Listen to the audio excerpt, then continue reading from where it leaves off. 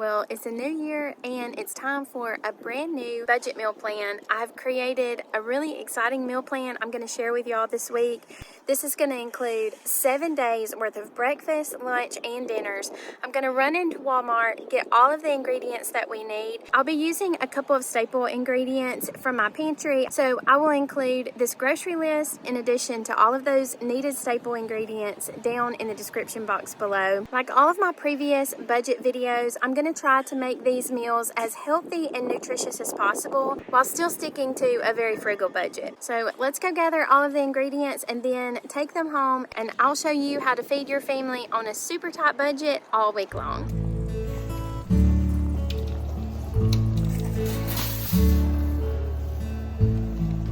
I'm so excited to share this meal plan with you, and I have spent a lot of time trying to be very focused on health and nutrition while still trying to maintain a super low budget.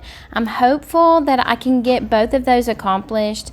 There's a lot of things that are available at the grocery store, and there's a ton of different recipe options. So I find it difficult to just distill everything down to 7 days worth of meals that will be healthy, filling, family friendly, and affordable. I just really find it difficult to make sure that I'm getting all of those boxes checked. So I hope that you find this meal plan helpful for you.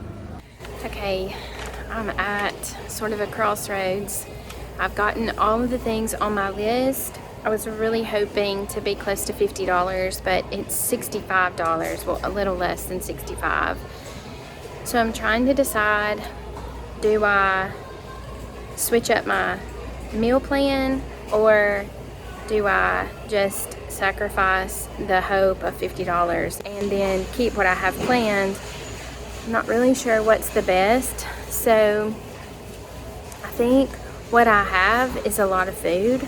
I think it is more than we will need. It will be a substantial amount more than a normal extreme budget would be for me. So I'm thinking that maybe I can tweak it a little bit and save $5. I could take the pork chops off and use the ham instead for that meal, but I don't really think $5 is that big of a deal. It would sound better if I said less than 60, but I don't really know if that's worth what I'm gonna lose in taking that away. So I'm just gonna do a little thinking here before I go check out and try to decide what I think is the best.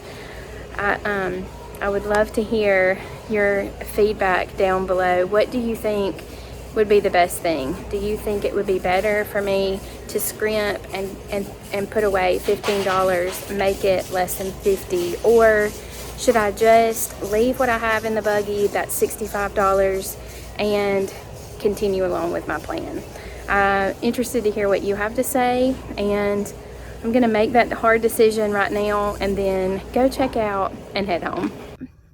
So I decided to fiddle around a little bit with my plan, but not a whole lot.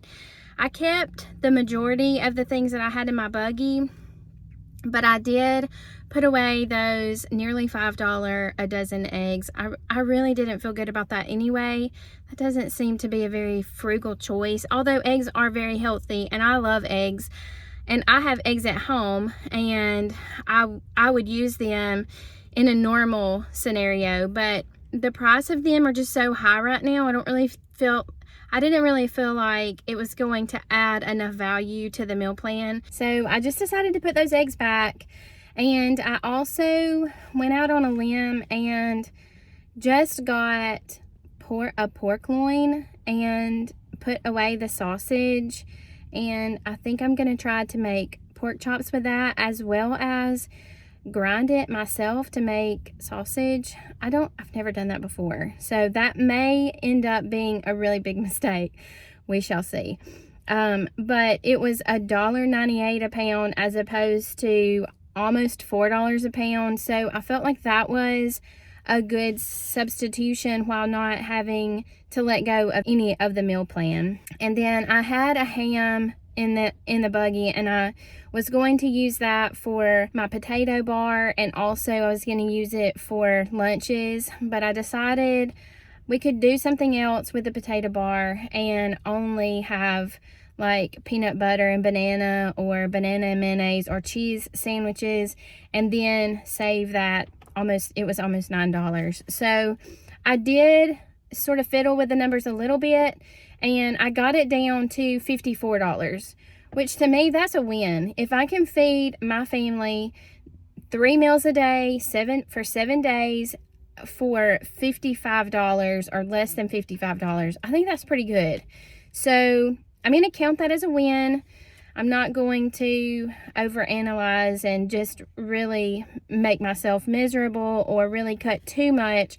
It was already pretty bare bones. So with the staples that I'm going to use for my pantry, it'll probably end up costing about $60, but I didn't want to just include every single thing because I'm not going to need an entire container of several things that I'm going to use in my recipe. So I wanted to be fair with the number, but also not overinflate it, because I know the majority of y'all have syrup and brown sugar and honey in your pantry, and so it's not going to cause you any kind of problem. So I will leave everything that I bought, as well as all of the pantry items that I'm going to use, down below. You can go through that grocery list and see what you need and what you don't need. I'll also put the price list down below so you'll know how everything broke down. And hopefully throughout this year, I'm going to try to go to different stores and price compare and see,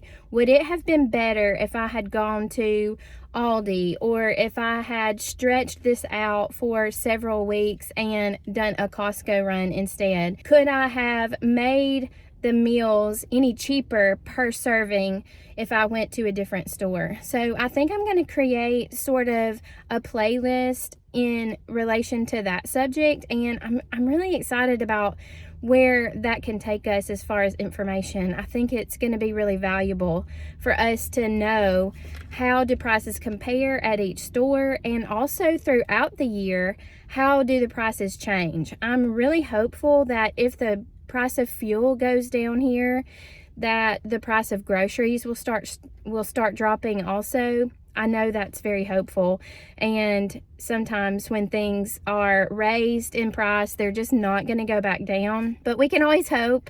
And I'm excited to sort of do a little bit of that math throughout the year. So I'm going to begin that series pretty soon. I'll let you know when I have got the first video done and posted, but until then, I'm going to head home, get all of these groceries put away, and I'm excited to share with you how all of these meals turn out. Okay, let's start talking about the specifics of this meal plan. There are a million different ways that I could go about talking about the different meals that we chose and why I chose each particular meal, how I went about preparing them. We'll go into some detail about the preparation for the meals, especially the dinners, but I'm just going to sort of run through what we had for breakfast and lunch, and then I'll spend a little more focused time on the dinner recipes. So for breakfast, I planned on us having pancakes, cheese toast, and also some oatmeal. I got an entire container of oatmeal, and actually I bought the ingredients to make granola, but I didn't get around to making granola, so that really helped on the bottom line. My original cost at Walmart was $54, but when I took out the almonds that we didn't need because we didn't make the granola, it ended up being $52. So that made a pretty good difference in that. We're really getting close to $50 if we take those out. So the cheese toast, I made this homemade bread, and I will leave that recipe down below along with all of the recipes. You can find all of them down below. The bread turned out to be such an integral part of this meal plan. We had bread every single day, at least for one meal. And I know that that might send some people into panic mode and think that's way too many carbs. We can't have bread that much. But in all honesty, if you make your bread at home and you are being careful about the ingredients that you put into your bread, it's a lot better for you than just getting a cheap loaf of store-bought bread and throwing some inexpensive lunch meat on it. The bread is going to serve us well to be able to add a lot of substance to our meals without adding a lot of cost. So I actually made several recipes of this bread, and I even made some of it into rolls, and that turned out really good. So I'll leave those details down below. And for lunch, I planned peanut butter and banana sandwiches with sides of apples and carrots, and also a big batch of potato soup. So you can find the potato soup recipe down below as well. It filled my entire Dutch oven. I think it might be an 8-quart Dutch oven. I'm not positive about that, but it's a big one, and it was completely full. It was super easy to put together. It was really nice to have this whole pot of soup to pull from throughout the week. So definitely make this soup at the beginning of the week so that people don't get tired of having sandwiches at the beginning and potato soup at the end. You can sort of mix them up and give a little bit more variety. Also, for at least one lunch, you are going to have some leftovers. So the leftovers can be maybe a Sunday afternoon lunch or maybe Saturday's lunch. But just plan on the potato soup filling most of the lunches, and then you can fill it out with the leftovers and the peanut butter sandwiches. Before we get into all of the details about the dinner recipes, I did want to talk about something that I learned to be very useful this week. When I got my rotisserie chicken and deboned it, I wanted to make some broth for some of the recipes. As an experiment, I decided that I would put all of the chicken bones into a fabric produce bag and see if that would make a cleaner chicken broth. I always have trouble straining out the bones and gristle from my chicken broth, so I wanted to see if this would help, and it really made a big difference. I didn't have to filter the chicken broth at all, so I'm going to link a couple of these produce bags down below.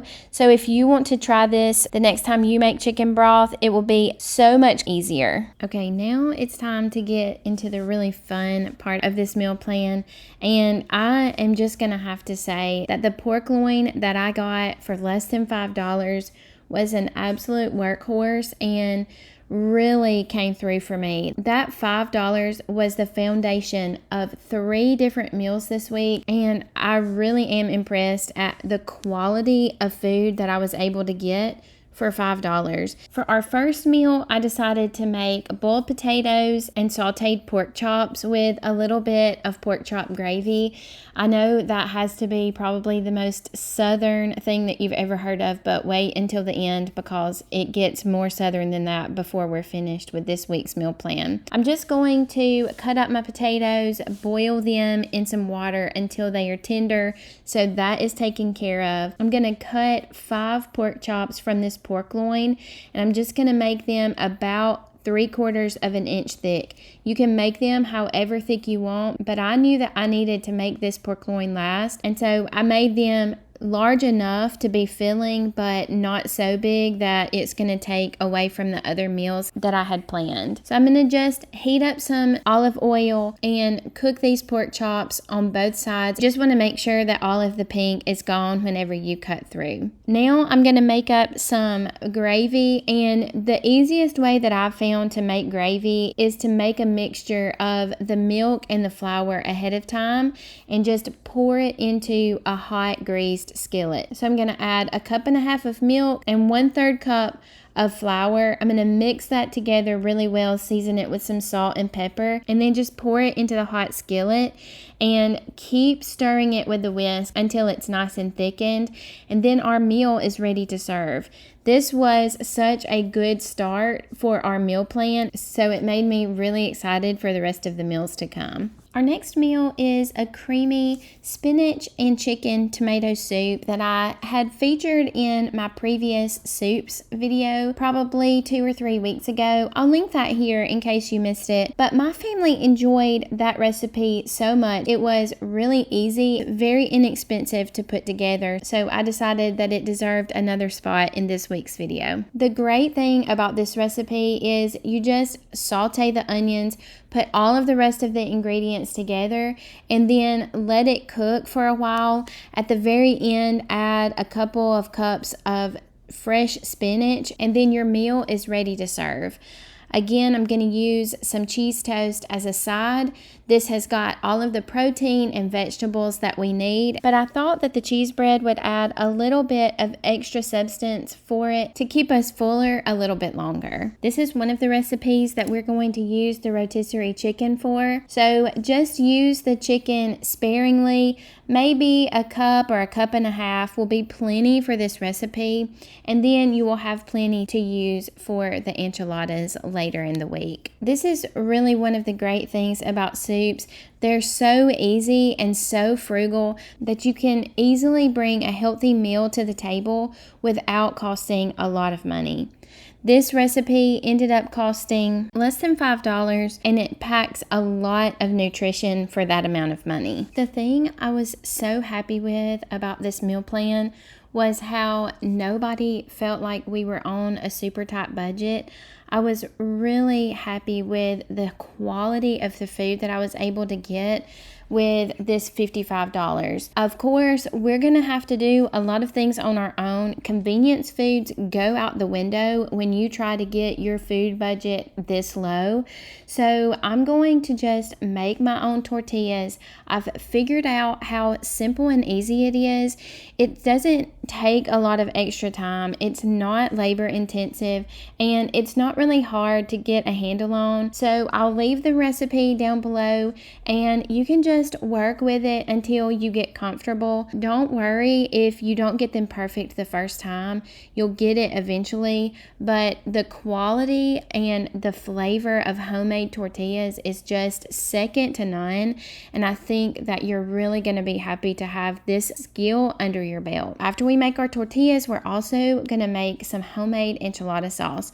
I've talked about this several times on the channel. It is just really simple and easy to put together. It takes a little bit of time, but you're going to be working on supper anyway, so you might as well just add 5 or 10 more minutes and make this delicious enchilada sauce. I'm just going to put this sauce together, let it simmer, and while it simmers, I'm going to get my chicken and tortillas, everything else ready to go. I'm also going to cook some rice for this meal. Rice is a very inexpensive ingredient to include in a frugal meal plan. So I'm going to cook that in the microwave, and then I'm going to put everything together. After the sauce is thickened, I'm just going to put a thin layer on the bottom of a baking sheet, and then mix half of the remaining sauce in about 2 cups of chicken.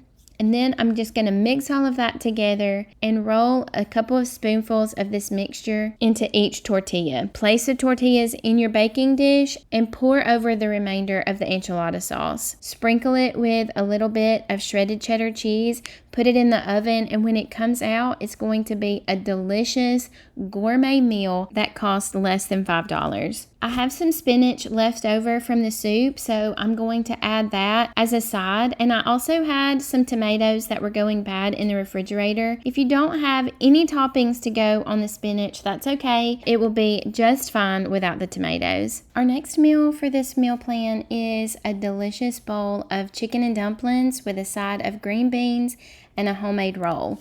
I am going to say I was really happy with the way this roll looks. I felt like it was picture perfect, and I was really excited that they turned out that way.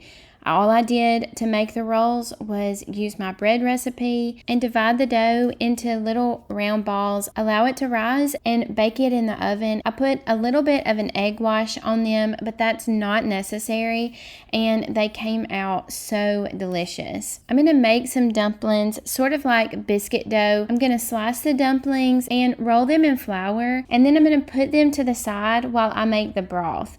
The broth is just chicken broth and water with a little bit of flour added to make it thicker.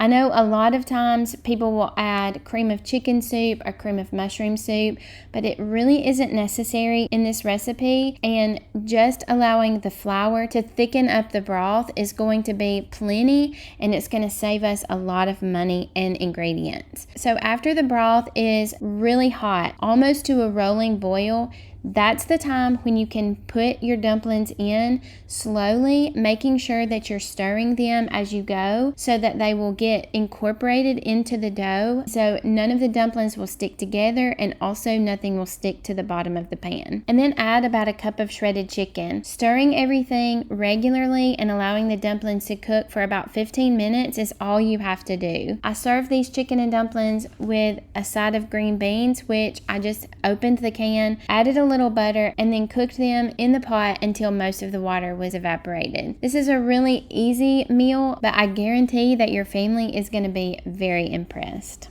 Okay, this next part of the video is where you really get your money's worth. This has changed my world. I am so excited to tell you that I have officially ground my own pork and I've made my own sausage. I feel like, I know that this is overstating and I know that I'm too excited about this, but I honestly feel like I can take on the world because so many options are available to me.